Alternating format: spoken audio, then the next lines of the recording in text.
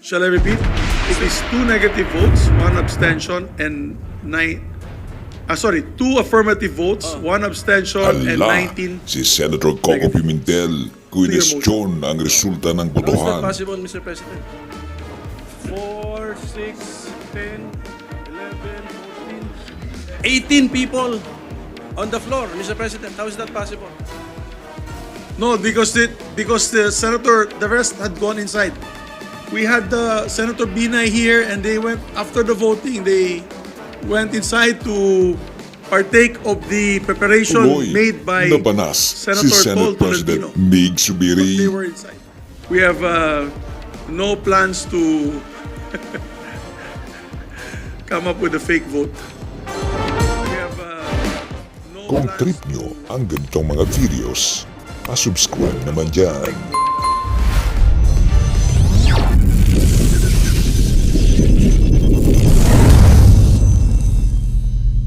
This is a very important issue. It's about the referral of the Maharlika Fund Senate bill as well as the Maharlika Fund House bill. I think the referrals were made Monday and Tuesday, and if I'm not mistaken, these bills were referred to our Committee on Banks, Financial Institutions, and Currencies as the primary committee. So, Mr. President, I think that the proper, correct primary committee for these 2 bills, which actually talk about the same issue, creation of a Maharlika Investment Corporation to manage a fund. I think the correct and proper committee to be the primary committee would be our Committee on Government Corporations and Public Enterprises, because undoubtedly, the 2 bills create a GOCC. But it does not create a bank. It is not about currency. But is it about the third subject matter of financial institution under the committee that we referred it to? Hindi po. We looked at the definition of a financial institution. That is an institution under the supervision of the BSP. That is a quasi-bank or an institution similar to a bank. That is an institution which deals with the public so that money collected from the public is directed to those in need of funding, Mr. President. So this is the position of this representation, that those bills are better referred to the Committee on Government Corporations and Public Enterprises, because they no doubt establish or seek to establish a government corporation. So I so move, Mr. President, that we correct the referral, Mr. President. The House of Representatives used also the Committee on Banks and Financial Institutions to take this measure up, and they passed it under that committee, having several other committees behind it, but the lead committee was Banks and Financial Institutions. And if I'm not mistaken, what is being established here is a financial institution of government. It's a funding source. It will be used for funding mechanism, and therefore, on the face of it all, it seems more appropriate to leave it with the Committee on Banks and Financial Institutions. Government corporations are more or less, if we're going to set up a new GOCC, government-owned and controlled corporation, and create a charter. We're not creating a charter, I believe, in this Maharlika Wealth Fund. But I defer to the majority leader on If I can react to the inputs from the Senate President. Number one, I think we are all agreed we are not bound by the actions of the House, di ba? They can, actually, meron po akong Committee on Trade ako, ang counterpart ko na chairman ibang committee. So I don't think that is that should bind us. And then number 2, actually, we are creating the Maharlika Investment Corporation to manage the fund. That is what is clear from the 2 bills. So what is not clear is that entity that we are creating is, what is clear is it's not a bank, it's not about currency, is it a financial institution? But if you look at existing definition under existing law, a financial institution is supervised by the BSP. Ito po hindi. So it's safer to refer it to a committee where it is clearly under, and it is the creation of a government corporation, Mr. President. Thank you, Mr. Mr. Majority Leader. President, thank you, Mr. President. While this representation agree with the Minority Leader that we are not indeed bound by the House rules or what the House of Representatives did with their particular version, Mr. President, we are not even bound today, Mr. President, if we actually act and transfer the referral of the bill to another committee, we can still do that, Mr. President. But the point is, Mr. President, if you look at the rules, the jurisdiction of the Committee on Banks, Financial Institutions, and Currencies, it says, all matters relating to banks, financial institutions, government and private currencies, capital markets, mutual funds, securitization, coinage, and circulation of money. Mr. President, if you look at the Senate bill that was referred to the Committee on Banks and Financial Institutions and Currencies, Senate Bill number 1670, it proposes, Mr. President, to establish an independent investment fund by investing national funds, and the fund shall be sourced from investable funds of select GFIs, from contributions of national government, and from declared dividends of the BSP, among others. Mr. President, if you go further, in Section 11 of the said bill, it states that the initial capitalization shall be sourced from Land Bank and DBP, and are considered as the founding government financial institutions. So, if you look at the bill in itself, Mr. President, other GFIs and GOCCs may be authorized to contribute to the MIF subject to their respective investment and risk management strategies. This is the main reason why the body decided to refer this particular measure to the Committee on Banks, Financial Institutions, and Currencies. In addition, Mr. President, as mentioned earlier, the House version was also deliberated on the same committee, Mr. President. But again, we agree that we are not bound by it. If you look at the jurisdiction naman, Mr. President, of the government, corporation, and the public enterprises, it talks about, as you mentioned a while ago, Mr. President, questions affecting government corporations, including all amendments to their charters and interests of the government in the different industrial and commercial enterprises. Again, Mr. President, they are still part of the committee because the government corporations and public enterprises is a secondary committee, Mr. President. Yes, the lead committee was the banks and financial institutions. In other words, what you're saying, mas tugma. Yes, Mr. Mas tugma ang committee ng banks and financial institutions and currencies na i-refer doon sa committee ba na yan? Mr. President, if Yes, you Minority allow Leader. me again to react. We thank the Majority Leader for reading some sections of the bills. Precisely, it identifies the source of the initial capitalization of this entity that these measures seek to create. That is why it makes them a government institution. Yun po, ang pera galing nga sa pera ng government institutions din eh.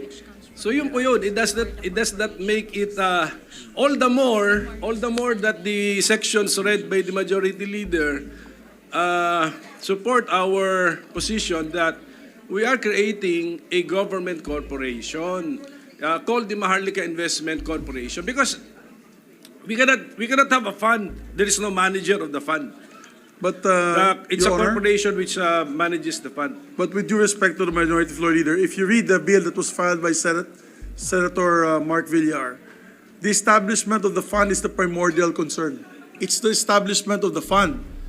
And several sections later is the creation of the investment corporation. So if you look at the priorities, the establishment of the fund, therefore, the primary committee really to handle this is banks and financial institutions. Secondary yung government-owned and controlled corporations. That is my reading of this bill, and that is also what had transpired in the House of Representatives. And I feel, personally, of course, the body can decide today. Personally, I feel that it should be in the Committee on Banks and Financial Institutions. Of course, if there's a motion from the good gentleman, we can decide today. And we can vote on which referral it will be placed in. Yes, Mr. President, but before the presiding officer would rule on the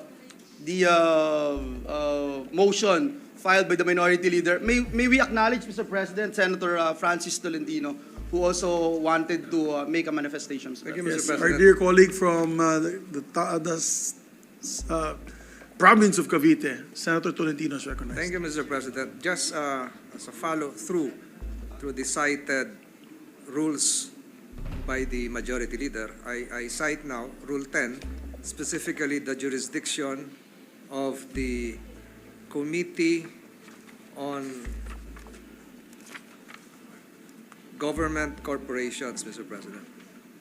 Subsection 19. Government corporations and public enterprises. With all due respect to the minority leader, all questions affecting government corporations.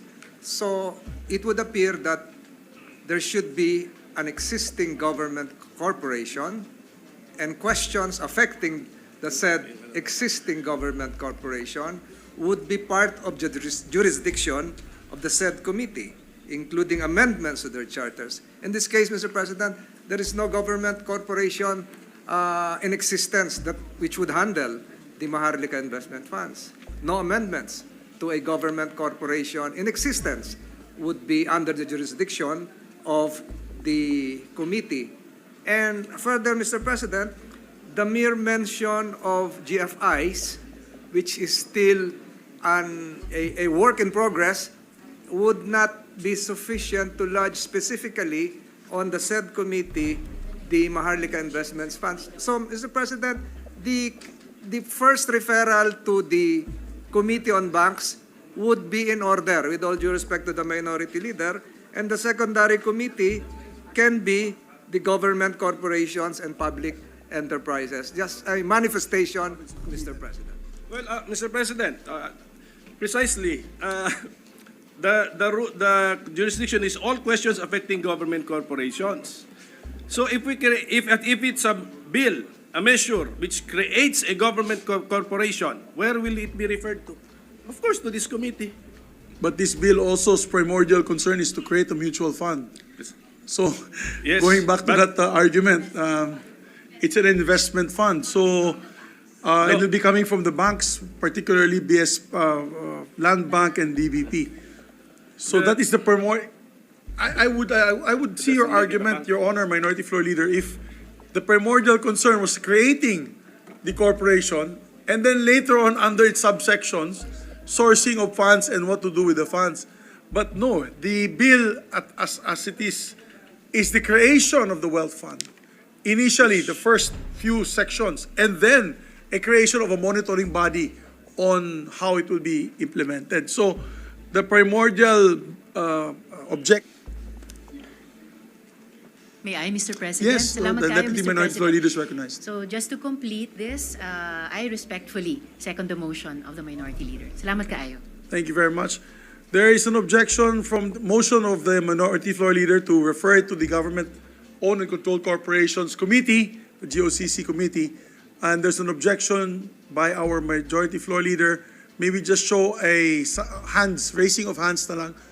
Those who are in favor of referring it, those who are in favor of the new referral of the Minority Floor Leader to the Committee on GOCCs, please raise your hands.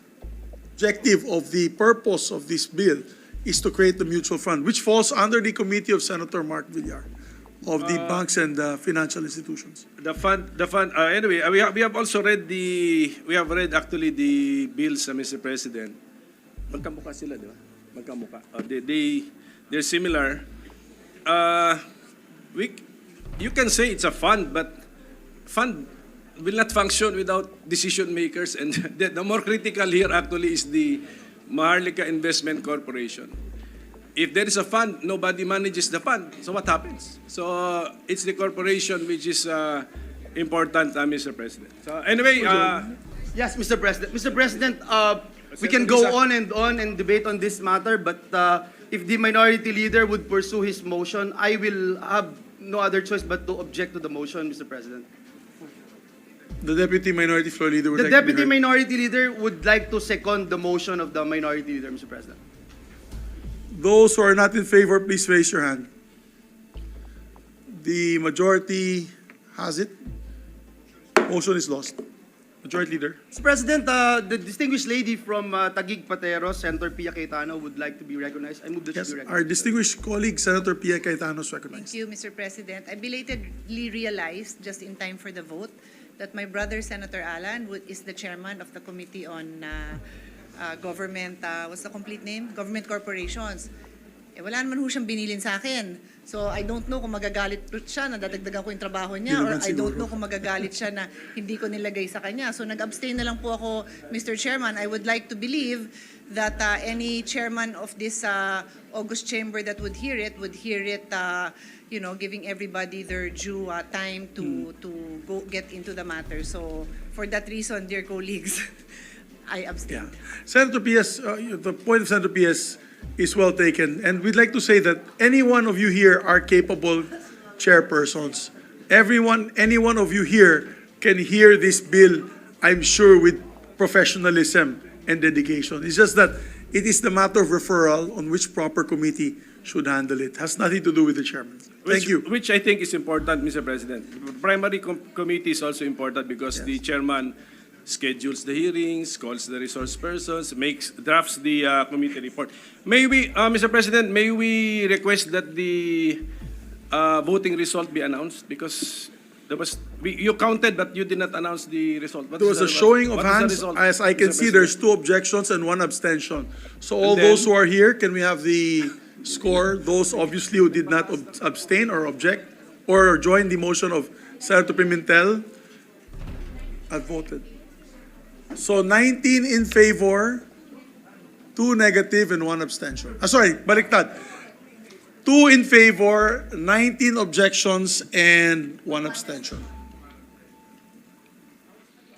Shall I repeat? It is 2 negative votes, 1 abstention, and 2 affirmative votes, 1 abstention, and 19 negative votes.